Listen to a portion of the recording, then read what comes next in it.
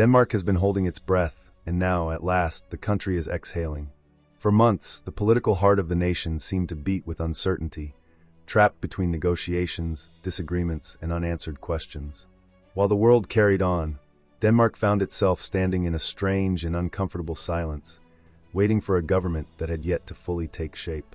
What unfolded behind the historic walls of Christiansborg Palace was not a distant chapter from a history book.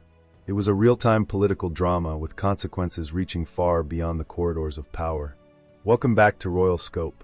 If you enjoy insightful coverage of royal affairs and political developments, remember to like, share, and subscribe for more stories that matter.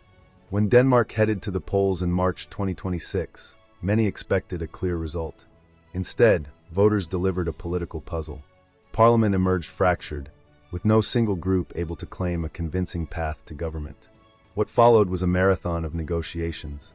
Parties moved cautiously, weighing every possibility, revisiting old disagreements, and searching for enough common ground to build something workable. Days stretched into weeks, and weeks slowly became months. Meanwhile, the country waited. The uncertainty was more than a political inconvenience. Important decisions were piling up like unopened letters on a desk. Rising living costs continued to affect households. International discussions surrounding Greenland demanded careful attention. Defense commitments with NATO required clarity and direction.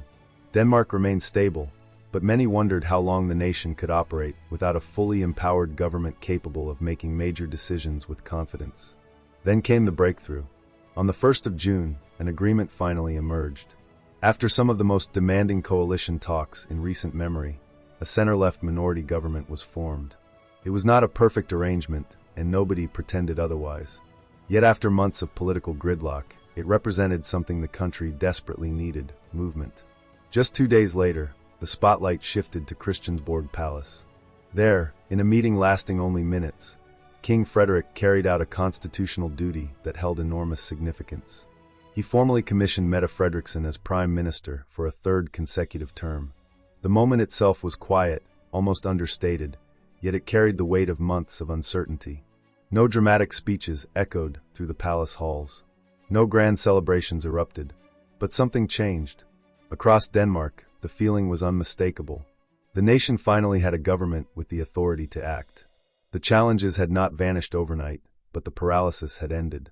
Political stability, often unnoticed when present, suddenly became visible through its return. As King Frederik stepped back from his constitutional role, Mette Frederiksen stepped forward into hers. The waiting was over. Denmark was moving again, and a new chapter had begun.